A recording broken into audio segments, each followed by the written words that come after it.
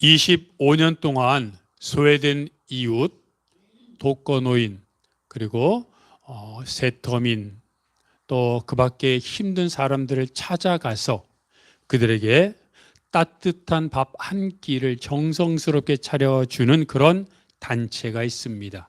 그 단체는 사랑의 밥차라고 하는 단체입니다. 우리가 기억하는 것처럼 2008년에 태안 반도에 기름 유출 사건이 있었습니다. 그때 그 사건으로 인해 많은 사람들이 복구를 위해 노력했는데 그 태안의 마을 사람들 그리고 봉사민들을 포함한 1,500명을 58일 동안 하루 3끼를 계속해서 대접해주고 공급했던 단체가 사랑의 밥차입니다. 작년에 그 단체를 조직했던 분이 은퇴하고 김옥란이라고 하는 분이 이사장으로 취임을 했는데 이분이 20년 동안 함께 베테랑입니다. 가장 중요한 것은 아무리 힘들고 어려워도 따뜻한 밥을 현장에서 지어 그들에게 대접하는 따뜻한 밥이 가장 중요하다고 말합니다.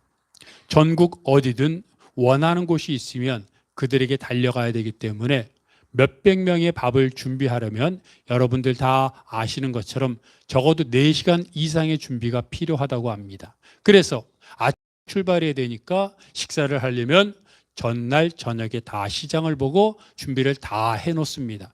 그리고 아침 일찍 출발해서 그분들에게 식사 준비를 하고 몸이 불편하신 분들은 식사할 수 있도록 도와드리고 끝나고 나면 설거지 그리고 모든 도구들을 청소하면 그때서야 일이 마무리됩니다.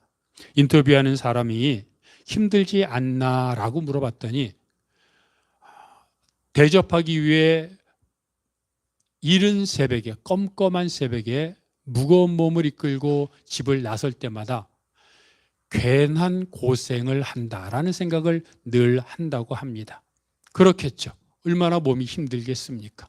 그런데 그랬다가도 모든 봉사가 마치고 오는 사람들과 함께 이번엔 밥이 참 잘 됐어. 어르신들이 찌개를 참 맛있게 드시더라라는 얘기들을 하면서 그 날의 노곤함이 다 풀린다고 합니다. 처음에는 가족들이 말리고 만류하고 걱정을 했는데 이제는 가족들도 든든한 후원자가 되었고 사진에서도 보는 것처럼 이 김옥린 그 사장의 그 딸이 우리가 잘 알고 있는 공효진 탤런트입니다. 그 얼마 전 TV에서도 있었던 동백꽃 필 무렵 이런 드라마에 나왔었죠. 여러분 말만 해도 잘 아니까 10년 전부터 함께 봉사에 참석하고 참여하고 있다고 합니다. 그런데 코로나 이후로 봉사자들 그리고 후원금이 3분의 1 정도로 뚝 떨어졌다고 합니다. 그래서 많이 안타깝고 그런 후원을 기다리고 있고 또 봉사자들도 기다리고 있다는 말을 하면서 계속해서 따뜻한 밥 한 끼를 지어주기 위해 노고를 무릅쓰고 그리고 마다하지 않는 이런 사랑을 나누는 사람들의 이야기를 얼마 전에 뉴스 기사에서 보았습니다. 사실 우리는 생각하기를 어떤 대접을 받을 때 대접하는 곳에 가서 밥 한 끼 딱 먹고 오면 됩니다. 그죠? 먹는 시간이 한국 사람들 식사 시간이야 빠르면 10분, 30분? 아무리 길어도 1시간도 안 걸리지요. 그런데 이런 식사를 대접하기 위해 수백 명을 대접하기 위해 전날 저녁부터 몇 시간 동안 장을 보고 차를 몰고 가서 대접하고 설거지하고 청소하고 이거를 25년 동안 했다고 생각해 보십시오. 이게 사랑의 노고입니다. 사랑이란 베품이란 그냥 되는 게 아닙니다. 무엇인가 내가 나의 것을 내어줄 때 그것이 이루어지는 겁니다. 예수님이 우리에게 원하시는 것이 바로 이것입니다. 예수님은 베드로를 찾아오셔서 물어보셨죠. 너가 나를 사랑하느냐? 그리고 베드로의 대답을 듣고 나서, 그리고 사실은 이때부터 시작되는 겁니다. 예수님은 말씀하셨습니다. 내 양을 먹이라. 그 모습, 어떻게 살아가야 하는지, 신앙인이라 하면, 예수를 믿는 사람이라 하면 어떻게 살아가야 하는지를 예수님은 우리들에게 계속해서 누누이 강조하고 또 말씀하고 있습니다. 그래서 오늘 본문에서 예수님은 우리들에게 무엇이라고 말씀하고 있습니까? 첫 번째로 서로 사랑하라고 말씀하십니다. 성경을 보면 예수님이 부활하신 후에 무엇을 하셨는지 잘 기록되어 있지 않습니다. 그런데 몇몇 단편적인 구절들을 보면 예수님이 어떤 사람들에게 나타나셨는지 기록되어 있지요. 우리가 무엇을 봅니까? 무덤 앞에서 막달라 마리아에게 나타나셨고, 제자들이 모여있을 때 제자들에게 나타나셨고, 또 엠마오 마을로 가던 두 제자에게 나타나셨고, 또 우리가 그동안 계속해서 보았던 요한복음 21장에 나오는 갈릴리 바닷가에 있던 고기를 잡던 베드로에게 나타나셔서 물어보셨습니다. 그런데 성경에 기록된 것들, 그 사람들에게만 나타나셨을까? 그렇지는 않다는 겁니다. 바울이 고린도 교인들에게 보낸 고린도전서 15장을 보면 거기에 예수님이 누구에게 나타나셨는지를 기록하고 있는데, 제자들, 사도들, 그리고 예수님의 형제 야고보, 제자 야고보가 아니라 예수님의 형제 야고보에게도 나타나셨고, 또 500여 명의 제자들에게도 일시에 나타나셨다고 말합니다. 그러니 예수님이 얼마나 많은 사람들에게 자신을 드러내신 겁니까? 또 바울이 고린도전서 15장에서 이들에게 나타나셨다고 해서 그럼 거기에 기록된 사람들에게만 또 나타난 겁니까? 그렇지 않겠죠. 거기 기록되지 않은 사람들에게도 나타나셔서 예수님의 모습을, 예수님을 드러내셨습니다. 그렇다면 예수님이 그들 한 사람 한 사람들에게 나타나셔서, 기록은 없지만 그들에게 나타나셔서 무엇이라고 말씀하셨을까요? 우리는 충분히 짐작할 수 있는 것처럼 베드로에게 너가 나를 사랑하느냐 질문하셨던 것처럼, 절망 중에 고통스러워하고 괴로워하는 베드로에게 나타나셔서 베드로를 안아주시고 용서하시고 품어주시고, 그리고 나서 너가 나를 사랑하느냐 다시 결단할 수 있도록 도와주신 예수님이, 여러분, 베드로에게만 그러셨을까요? 아닙니다. 분명히 예수님은 그 부활하신 후에 나타나셨던 모든 사람들에게 개인적으로 다 나타나셔서 그들이 각자의 상황 속에, 그들도 다 예수님이 돌아가신 후에 절망하고 자신의 불신앙, 불순종으로 인해 괴로워하고 자신의 잘못으로 인해 힘들어하던 그때에 나타나셔서 베드로를 품어주셨던 것처럼 그들을 품어주시고, 괜찮아, 내가 너를 용서해, 그러니 이제부터 잘하자라고 그들을 용기 있게 결단할 수 있도록 도와주셨을 것입니다.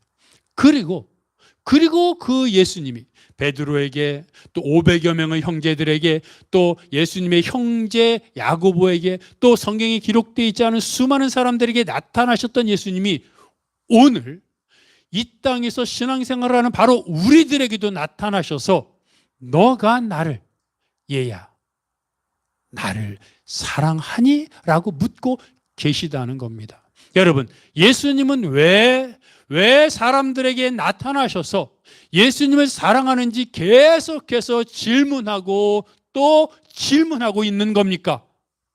그것이 신앙의 가장 기본이기 때문입니다. 예수님을 사랑하지 않는다면 예수님의 능력이, 예수님의 말씀이 무슨 소용이 있으며 나와 무슨 상관이 있습니까?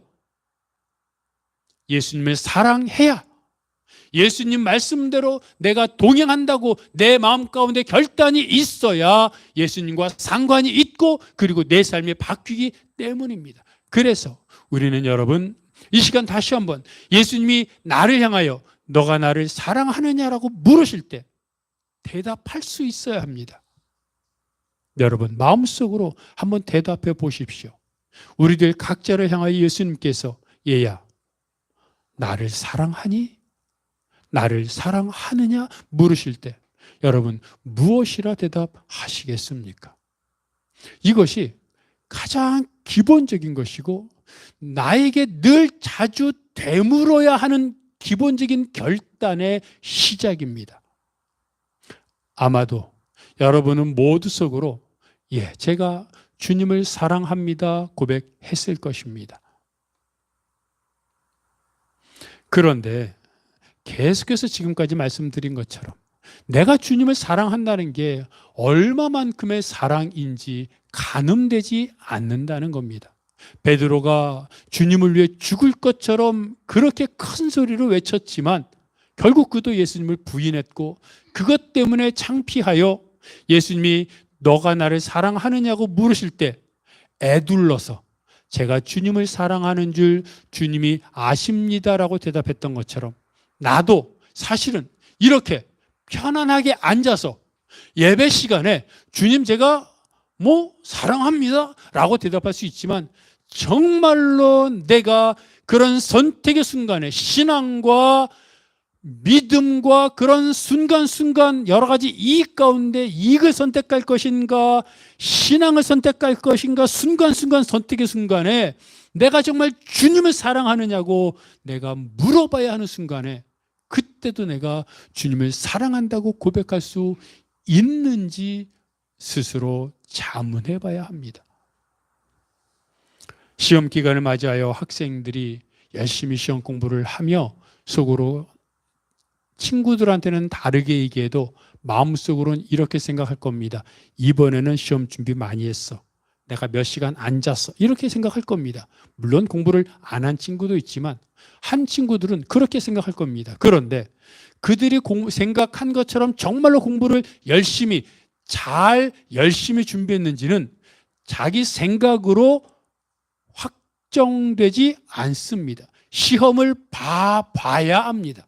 시험을 봐서 점수가 좋아야 시험 공부를 제대로 한 것이고 아무리 열심히 했어도 시험 점수가 안 나오면 헛공부한 겁니다.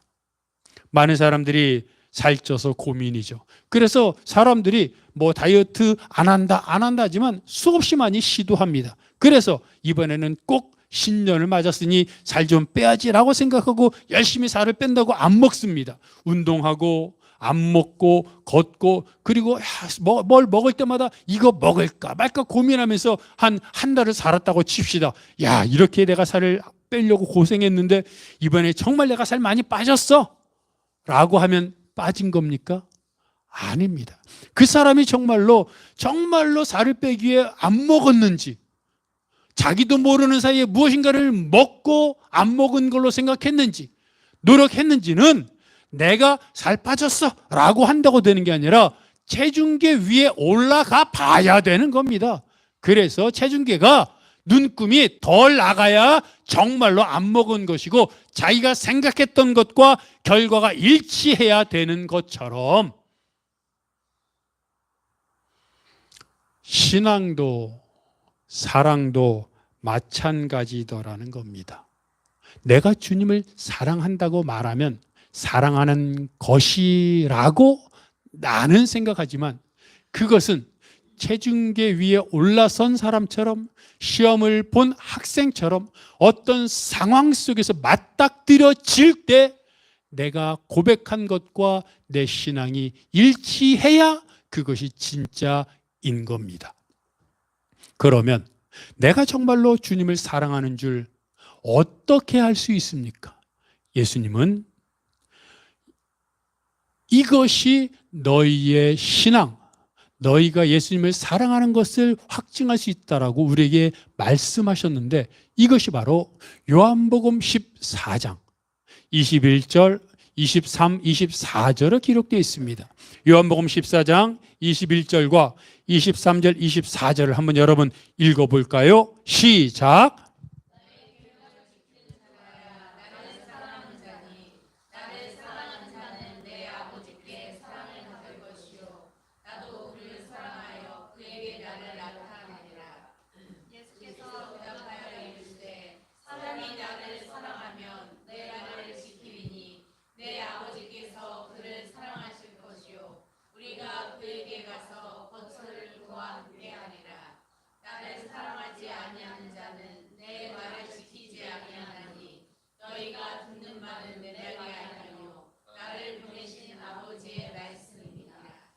아멘.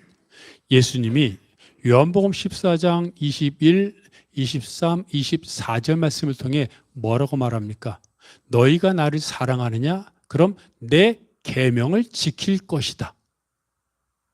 즉 예수님의 계명을 지키는 사람이 예수님을 사랑하는 사람이라는 겁니다. 바꿔 말하면 예수님의 계명은 안 지키는데 나는 예수님을 사랑해 라고 말하면 예수님 말하기를 너 거짓말쟁이 라고 말하는 겁니다. 조금 전에 말씀드린 체중계 시험 결과를 얘기한 것처럼 정말로 내가 예수님을 사랑하는 수준은 예수님의 계명을 얼마나 지키느냐에 따른 겁니다. 예수님의 계명을 많이 지킬수록 많이 사랑하는 것이고 예수님의 계명보다 내 이익, 내 감정, 내가 하고 싶은 대로 사는 사람은 말만 사랑하는 것이고 실제로는 사랑하지 않는 것입니다. 그래서 예수님의 계명을 지켜야 합니다. 그런데 그러면 또 우리가 한 발 나아가서 그러면 예수님의 계명은 무엇인가 하는 것을 알아봐야 하죠. 물론 성경이 다 예수님의 계명입니다. 그런데 특히 예수님은 오늘 본문 12절에서 예수님이 말씀하시는 계명이 무엇인지를 우리에게 말씀해 주셨는데 12절은 뭐라고 말하고 있냐면 내가 말하는 계명, 나의 계명은 내가 너희를 사랑한 것 같이 너희도 서로 사랑하는 것이다. 여러분 이해하셨습니까?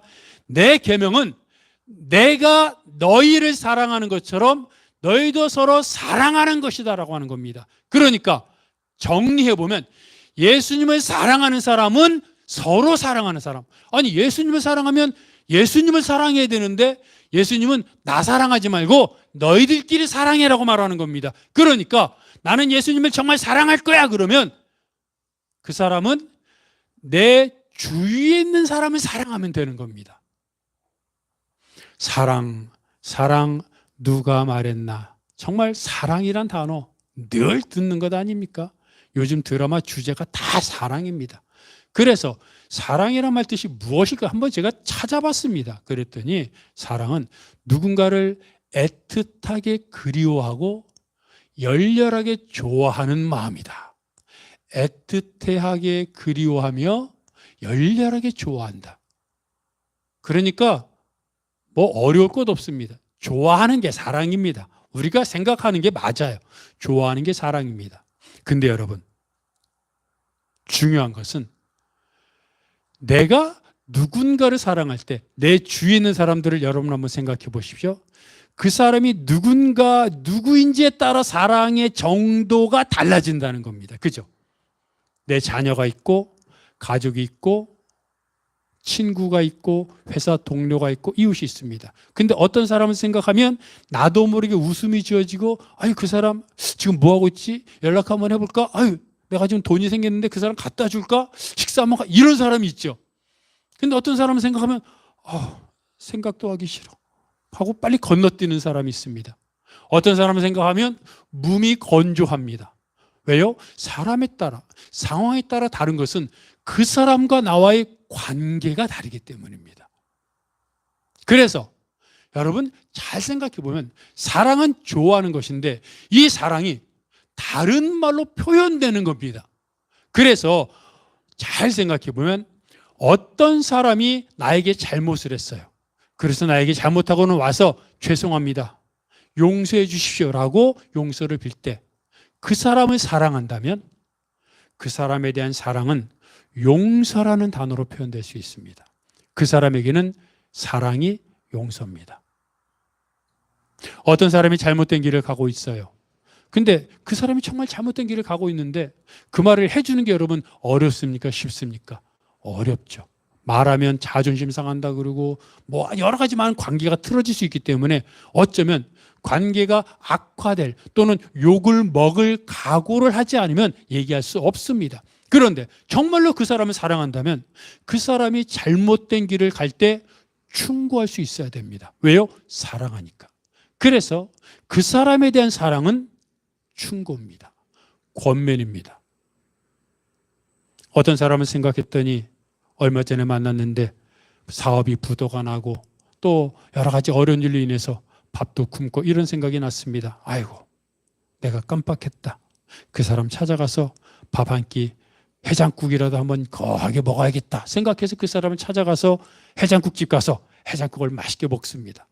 그러면 그 사람에 대한 사랑은 해장국인 겁니다. 식사 대접인 겁니다. 이렇게 사랑이란 단어는 하나지만 사람에 따라 상황에 따라 다른 용서, 권면, 해장국, 식사 뭐 이런 식으로 표현될 수 있고 그런데 그것이 어려운 것이야. 어떤 사람에게는 내 심장 쓸개까지도 내줄 수 있지만 어떤 사람에게는 손만 옷깃만 스쳐도 진저리 치는 그런 상황인 것은 사랑이 내 것을 내어주는 것이기 때문입니다. 내가 아무 손해도 보지 않고 내가 아무 상관도 없이 누군가를 사랑할 수 있다면 다 사랑할 수 있습니다. 하지만 누군가를 사랑한다는 건 내 것을 잘라서 줘야 되는 겁니다.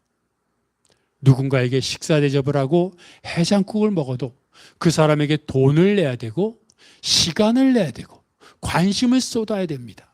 그 시간에 내가 하고 싶은 일, 만나고 싶은 사람 만날 수 있습니다. 그런데 그 누군가를 위로하기 위해 일부러 시간 내고 일부러 돈을 내고 일부러 그 사람과 만나는 몇 시간이 그 사람에게는 아무것도 아닐 수 있지만 나는 그 사람을 위해 많은 것을 희생하는 겁니다. 그래서 사랑이 어렵습니다. 따지고 보면 사람들은 다 사랑합니다. 여기서 사랑 안 하는 사람이 있습니까? 여러분의 자녀, 가족, 또 나에게 잘해주는 사람, 생각만 해도 웃음 나는 사람 잘해주죠. 그런데 주님이 말씀하시는 사랑은 서로 사랑입니다. 그 사람만 사랑이 아니라 모든 사람을 향한 사랑입니다. 그리고 충격적인 말은 예수님은 이렇게 말씀하셨다는 겁니다. 내가 너희를 사랑한 것 같이. 여기서 우리가 무너집니다. 예수님은 우리들을 사랑하기 위해, 우리들을 구원하기 위해 하늘 보좌를 버리고 이 땅에 창조주가 피조물이 되셨습니다. 그래서 주님 말씀하시는 겁니다. 내가 너희를 위해 십자가를 지는 것처럼 너희도 그렇게 사랑하라. 그래서 우리가 못하는 겁니다. 어떻게 이렇게 할 수 있습니까? 그런데 다행인 것은 이것이 지금 당장 이렇게 하라는 게 아닙니다. 그렇게는 죽어도 못합니다. 그러나 이렇게 하도록 목표를 삼고 지금 내가 한 걸음은 나갈 수 있지 않습니까? 여러분, 내가 다른 사람을 위해 목숨을, 물론 부모가 자녀를, 특히 어머니가 아들, 딸을 위해 살 수 있습니다. 그만큼 사랑하니까. 그러나 아까 말씀드린 것처럼 다른 미운 사람을 위해 예수님처럼 내 목숨을 어떻게 내놓습니까? 그건 안 됩니다. 그러나 지금은 안 되지만 내가 이 땅의 생애를 마감하는 날까지는 그래도 내가 그렇게 살려고 지금 그 방향으로 한 걸음을 갈 수는 있지 않습니까? 예수님이 말씀하시는 것이 이것입니다. 정말 우리에게 묻습니다. 너가 나를 사랑하느냐? 그러면 내가 한 것처럼 지금 당장은 할 수 없어도 내가 한 것 같은 그 방향을 향해 오늘 한 발자국, 아니 힘드니? 그러면 그 신발 한 발자국 그만큼만, 조금만, 10cm만 걸어올 수 있지 않겠니? 라고 묻는 겁니다. 여러분, 여기에 우리가 대답을 해야 그 다음에 예수님 말씀으로 넘어갈 수 있습니다. 여기서부터 주님, 난 죽어도 못합니다. 난 지금처럼 살겠습니다. 라고 생각한다면 예수님의 말씀이 무슨 소용이 있습니까? 그러나 아마도 우리들은 적어도 지금 당장 예수님처럼은 아니어도 예수님이 살았던 그 방향으로 지금 내가 내 신발 크기만큼의 한 발자국이라도 걷겠다고 결단은 할 것입니다. 결단하십니까? 그 결단이 있다면 그 결단한 우리들에게 주님이 그렇게 살라고 팁을 말씀해 주십니다. 그게 두 번째입니다. 그래서 예수님은 우리들에게 이렇게 말씀하십니다. 나의 안에 거하라. 여러분, 사랑은 감정이 아닙니다. 사람들이 뭔가 많이 가질수록 자꾸 감각적인 감정을 추구합니다. 그래서 특히 이성적인 관계에서 그런데 누군가 사랑하면 많이 주고 사랑하고 사깁니다. 그러다가 감정이라는 게 식거든요. 그러다가 감정이 식고 사랑하지 않은 것 같으면 헤어집니다. 절교를 선언하고 선언당합니다. 그리고 또 다른 사랑을 찾습니다. 또 누군가를 좋아하다가 사랑이 식으면 사귀지 않고. 그게 합리적일 것 같지만 조금만 생각해 보면 그것처럼 비합리적이고 감각적이고 무분별하고, 여러분, 사람들이 그렇게 살아간다면 이 세상이 어떻게 되겠습니까? 그게 뭡니까? 내 본능에 따른 것 아닙니까? 좋으면 하고 싫으면 안 하고 책임은 안 지고. 그런데 예수님은 우리들에게 무엇이라고 말씀하십니까? 서로 사랑하라고 말씀하십니다. 그리고 그렇게 서로 사랑하는 방법은 예수님은 오늘 본문에서 이렇게 말씀하십니다. 내 안에 거하라. 예수님 안에 거할 때 가능하다는 것입니다. 학생이 공부를 잘하려면 책상에 앉아 열심히 공부해야 합니다. 회사원이 회사에서 인정받으려면 회사 업무와 관련된 지식을 습득하고 그 경험을 많이 쌓아야 합니다. 운전을 잘 하려면 어떻게 됩니까? 운전을 많이 해봐야 됩니다. 여기도 가보고 저기도 가보고 아침에도 운전해보고 새벽에도 운전해보고 저녁에도 운전해보고, 그래서 어디를 가면 손님이 많은지, 또 어떻게 하면 손님이 좋아하는지, 또 어떻게 해야 더 빨리 운행할 수 있는지, 그것은 운전을 많이 해봐야 습득되는 것 아니겠습니까? 자영업을 하는 사람이 어떻게 해야 자영업을 잘 유지할 수 있습니까? 사업자든 직원이든. 자영업을 하다 보면 손님들이 찾아오는데 계속해서 자영업 하다 보면 손님의 특징을 알게 됩니다. 이 손님은 뭘 많이 주문하더라. 이 사람 특징은 무엇이더라. 이것은 경험이고 이게 노하우고 지식입니다. 그래서 그 손님이 오면 그 사람에게 맞춤의 특화 대접이 들어가는 겁니다. 그래서 손님이 볼 때 내가 다른 손님보다 더 잘 대접받는다는 생각이 들면 단골이 되고 자영업이 번창하는 겁니다. 결국 무엇입니까? 학생은 공부, 직장인은 그 능력 습득, 운전하는 사람은 많은 경험, 노하우, 자영업도 그렇고. 이 땅에서 돈을 벌기 위해, 이 땅에서 잘 살기 위해 우리가 살아가는 그 방식도 그것을 위해 그렇게 열심히 아침부터 저녁까지 운전하고 공부하고 노력하는데, 그러면서도 고생합니다, 힘들지 않습니까? 그러면 당연히 해야 되는데 더 해야 되는데라고 말하는데, 이 땅뿐만 아니라 영원한 생명을 우리에게 주시는 생명의 법칙에 대해서 하나님이 천지를 창조하셨고 지금도 운행하신다고 성경은 말하고 있고, 적어도 세상 사람들은 몰라도 우리는 그것을 믿는 사람인데, 믿는다고 고백하면서 이 땅뿐만 아니라 영원한 생명의 법칙을 주관하는 하나님의 법칙을 알기 위해 학생이 공부하듯, 회사원이 지식을 습득하듯, 운전하는 사람이 새벽부터 운전하고 자영업하는 사람이 피곤해도 그 자리를 지키는 것처럼, 내가 그 생명의 은혜의 믿음의 법칙을 알기 위해 내가 얼마나 그 믿음의 법칙을 연구했습니까?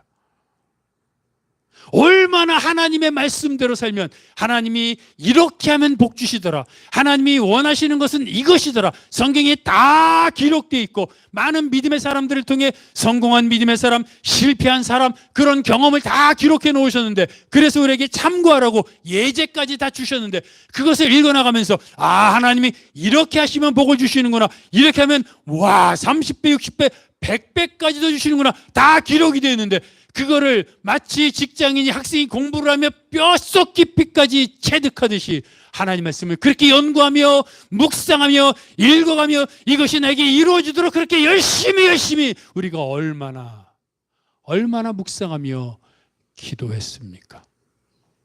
불의한 재판관에 찾아갔던 과부가 귀찮게 해서 그 소망을, 원한을 풀었던 것처럼, 우리에게 어려운 일이 있을 때, 몸이 아플 때, 가족들에게 어려운 일이 생겼을 때, 정말 내 힘으로 안 될 때 주저앉아 불평하고 두려워하고 한숨 쉴 수는 있지만, 그거는 본능이니까 누구나 다 하지만, 그럴 때 누가복음 18장에 말하는 것처럼 낙심하지 말라고 기도하라고 주님이 말씀하셨는데, 그 글을 읽으면서도 그냥 스쳐 지나가고 기도하지 않는 그 배짱은, 그 불신앙과 불순종은 도대체 우리에게 무엇입니까?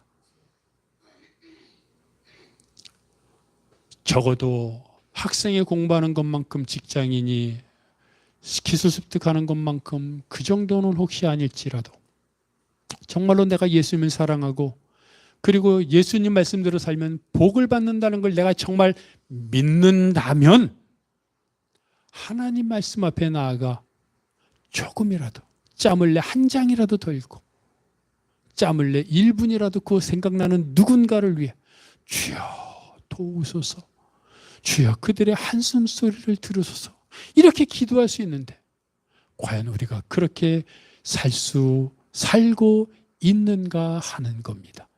그래서 주님 말씀하십니다. 내 안에 거하라. 내 안에 거하면 너희가 서로 사랑할 수 있다라고 말합니다. 근데 예수님은 세 번째 말씀을 통해 우리들에게 충격적인 이야기를 하십니다. 세 번째는 무엇입니까? 너희가 열매를 많이 맺나니. 우리는 예수님 안에 거하면 서로 사랑하게 된다는 것, 그렇죠. 말씀을 읽고 묵상하며 그 안에 거하면 더 사랑하는 마음이 커질 테니까 그것까지는 압니다. 그런데 여러분, 예수님은 그것으로 끝나지 않습니다. 왜 서로 사랑하라고 했느냐? 열매가 많이 맺어진다는 겁니다. 우리는 사랑하면 사랑으로 끝날 줄 알았는데, 그게 열매를 맺어지는 것으로 연결된다는 겁니다. 이거는 세상이 말하지 않는 것이고, 세상이 알지도 못하는 것이고, 세상과 정말로 배치되는, 반대되는 선포입니다. 세상은 뭐라고 말합니까? 소유입니다. 세상 사람들이 추구하는 건 소유입니다. 다 열심히 살죠. 열심히 공부하죠. 근데 다 그게 무슨 이유입니까?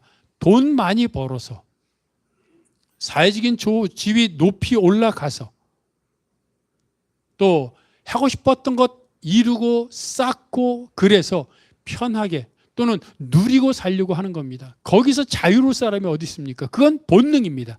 그런데 사람들이 많이 벌고 높은 데 올라가고, 그래서 많이 쌓고, 그런 것을 위해 무엇을 포기합니까?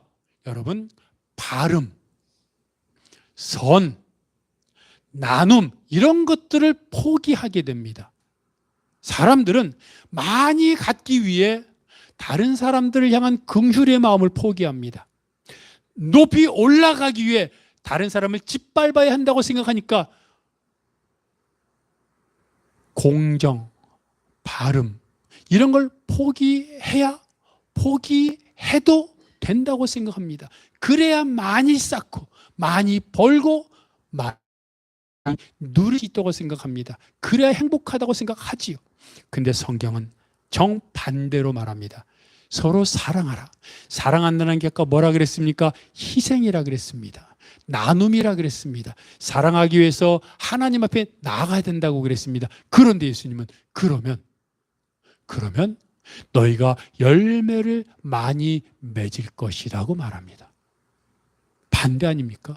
세상은 너희가 많이 갖기 위해 다른 사람을 짓밟고 정의와 발음과 나눔과 선을 포기하고 그러면 많이 가질 것이다. 열매를 많이 가질 것이라 그러는데 성경은 반대로 서로 사랑하고 예수님 안에 거하고 그래서 나누고 희생하고 섬기면 그러면 많이 받을 것이라 그럽니다. 여러분 선택해야 됩니다. 세상 사람들처럼 물질을 위해 발음, 높은 데 올라가기 위해 선, 나눔을 포기할 것인지 아니면 주님 말씀대로 나누고 바른 길을 가고 주님 뜻대로 살아가면 하나님이 열매를 많이 맺게 해주신다는 것을 믿고 그렇게 할 것인지 어떤 것을 선택할 것인지 우리가 결정해야 되는데 적어도 믿는 사람들은 하나님을 선택한 사람들이기에 서로 사랑하면 나누면 하나님께 나아가면 하나님이 열매를 맺게 해주신다는 것을 믿는 사람이 바로 우리입니다. 김동호 목사님이 1997년에 동안교회를 담임하고 있을 때 그때 동안교회를 성전을 건축했습니다. 그때 주례를 했던 신혼부부가 건축 헌금을 40만 원을 냈습니다. 그 당시 동안교회 건축 예산이 100억 원 정도였으니 40만 원의 건축 헌금은 사실 금액적으로만 보면 얼마 안 되는 금액입니다. 그러나 그 금액이 40만 원이라고 하는 게 너무 값졌던 것은 신혼부부가 특히 신랑이 신부에게 결혼 예물로 주려고 했던 금목걸이가 그게 40만 원이었는데 금목걸이를 주려고 했는데 신부가 그 금목걸이 대신 가짜 금목걸이를 차고 그 돈을 건축헌금으로 낸 겁니다. 이게 너무 고마웠습니다. 김동호 목사님은 금액이 문제가 아니라 아니 결혼 예물을 금목걸이를 가짜로 하고 그 돈을 건축헌금 얼마 정말 그렇게 한다고 100억이야 무슨 뭐 큰 도움이 되는 것도 아닌데 마음 아닙니까?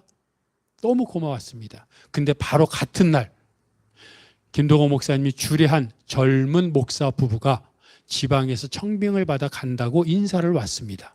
근데 그분들이 동안교회가 건축한다는 얘기를 듣고 그 자리에서 자신들이 갖고 있는 폐물 중에 금목걸이 하나를 건축헌금으로 내놓았습니다.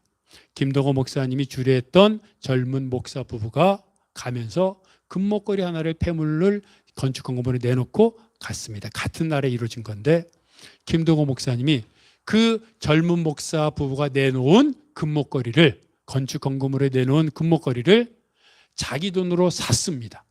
자기 돈으로 사가지고 금은방을 하는 교회 집사님을 찾아가서 그 금목걸이를 새롭게 새 거로 바꿔가지고 그거를 가짜 금목걸이를 하고 40만 원을 낸 신혼부부를 불러서 그 가짜 금목걸이 한 신부의 금목걸이를 벗기고 새롭게 만든 금목걸이를 줬습니다. 김동호 목사님은 자기는 그렇게 하고 싶었던 겁니다. 그 마음을 너무 고마워서 그렇게 했는데 김동호 목사님이 이렇게 말합니다. 나는 그 마음이 고마워서 금목걸이를 선물했는데 하나님은 더 큰 것을 선물하셨습니다 라고 말합니다. 그 글을 읽어보니까 그 신랑이 그 이후에 영국으로 유학을 갔습니다. 근데 유학을 가서 석사 논문을 썼는데 석사 논문을 얼마나 잘 썼는지 세계 학회지에 등재가 되고 여기저기 학회에서 어서 와서 이 설명을 해달라고 엄청난 강연 요청을 받았다고 합니다. 박사 논문이 세계적인 학회에 등재되는 것도 어려운데 석사 논문이 등재가 됐으니 얼마나 대단한 겁니까?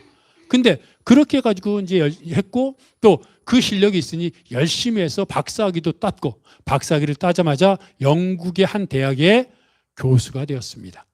근데 얼마 전에 그 학생으로부터 이제 나이가 들었겠죠? 연락을 받았는데 그 학생, 대학 교수가 된 그분이 그 대학의 석좌 교수로 임명됐다는 연락을 받았다는 겁니다. 석좌 교수가 뭔가 제가 찾아보니까 기업이나 개인이 기부한 기금으로 교수를 임명하는 겁니다. 그냥 교수는 학교에서 이 월급을 받는데 석좌 교수는 기업이나 개인이 한 분야에서 특별한 권위 있는 업적을 가진 사람이 있으면 이 돈으로 지원해 주십시오라고 아예 선포를 하는 겁니다. 그래서 한 분야의 권위, 특별한 업적이 있는 사람을 골라서 교수 중에서 그 사람들에게 석좌 교수라는 임명을 주면 더 많은 연구비와 더 많은 연구 업적이 할 수 있도록 연구에만 전념할 수 있도록 모든 것이 다 지원되는 겁니다. 그래서 월급이나 뭐 이런 건 문제가 아니고 엄청나게 인정받는 그런 교수가 석좌 교수입니다.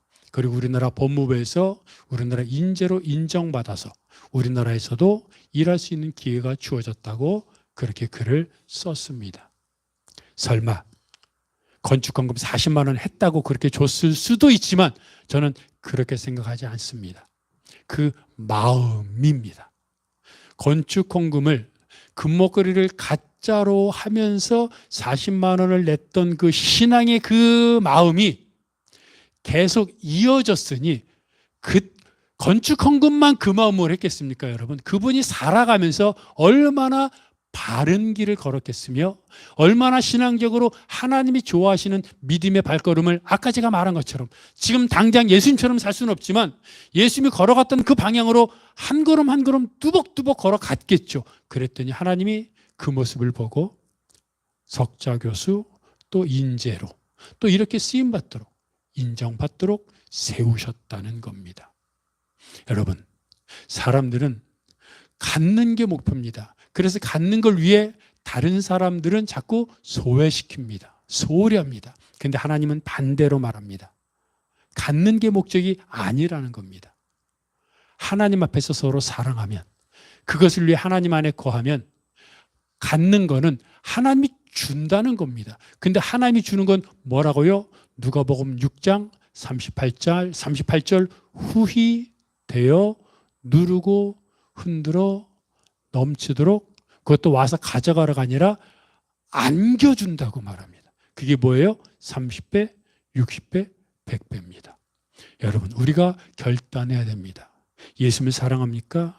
그럼 예수님을 사랑하는 만큼 발음으로, 선으로, 나눔으로 서로 사랑하며 내 감정을 죽이고 그리고 때로는 내가 손해도 보고 그리고 정말로 주님이 원하시는 길이라면 한 걸음 한 걸음 나아갈 때 그렇게 돈을 쫓던 사람이 그렇게 명예에 권력을 쫓던 사람이 저 아래 있는 것을 보게 될 것입니다.